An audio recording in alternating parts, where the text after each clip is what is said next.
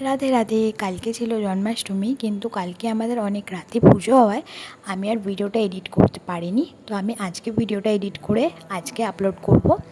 এবং আমার এটা প্রথম ভিডিও যেটা আমি নিজের ভয়েস দিয়ে ফেসবুকে ছাড়বো। আর আমার দিদিকে দেখো, ও সুন্দর করে গোপালকে এঁকে নিচ্ছে। ও কিন্তু প্রত্যেক বছর জন্মাষ্টমীর দিন গোপালকে ঠিক এইভাবে সুন্দর করে এঁকে নেয়।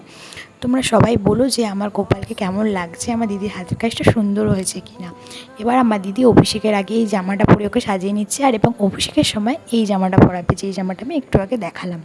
এবং অন্যদিকে আমার মা কী করছে দেখাই। আমার মা সুজি করেছে, লুচি করবে, মালপোয়া করছে এবং তালের বড়া করবে।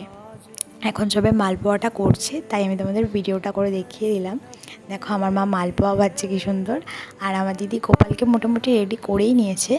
এবার আমার ভাই হচ্ছে গোপালের এই দোলনাটা সুন্দর করে সাজিয়ে দেবে মালাটা দিয়ে। দেখো এবার দোলনাটা সাজানো হয়ে গেছে। আর ওইদিকে দিদির কাজও মোটামুটি হয়ে গেছে। এটা অভিষেকের থালা সাজিয়েছে, ফল যেগুলো খেতে দেবে গোপালকে সেগুলো সাজাচ্ছে। এবং এটা আমার গোপাল সুন্দর করে বসে আছে দেখো। আর এটা আমাদের পুরো ঠাকুর ঘরটা। এবার আমার দিদি যার মধ্যে বসিয়ে গোপালকে অভিষেক করাবে তার মধ্যে একটু জল আর ফুল দিয়ে খুব সুন্দর করে সাজিয়ে নিয়েছে। এবং এবার ঘটের মধ্যে দিদি গোচনা গোমূত্র, তার মধ্যে একটু দুধ, ঘি আর দই দিয়ে গোপালকে অভিষেক করিয়ে নিল। দিদির গোপালকে অভিষেক করানো হয়ে যাওয়ার পর আমার মা ফলের রস দিয়ে গোপালকে অভিষেক করাবে। আমার মা বেদানার রস বানাচ্ছে, যেটা দিয়ে আমার মা গোপালকে অভিষেক করিয়ে নিল। এরপর একটু গঙ্গা জল দিয়েও আমার মা গোপালকে অভিষেক করিয়ে নেবে। আমার মায়ের অভিষেক শেষ হয়ে গেলে আমার দিদি গোপালকে ভালো করে মুছিয়ে নিয়েছে। এবং আমার দিদি এবার গোপালকে রেডি করে দেবে খুব সুন্দরভাবে। আর এই ড্রেসটা পরে আমার গোপালকে কেমন লাগছে তোমরা কিন্তু কমেন্টে সবাই জানিও, ঠিক আছে। আর আমার দিদি দেখো আগের দিন রাত্রিবেলা গোপালের জন্য ছোট ছোট হার, কানের আর মুকুট, হাতের চুড়ি সব কিছু কিনে নিয়ে এসেছিলো, যেটা দিয়ে কিন্তু খুব সুন্দর করে গোপালকে সাজিয়ে দিয়েছে।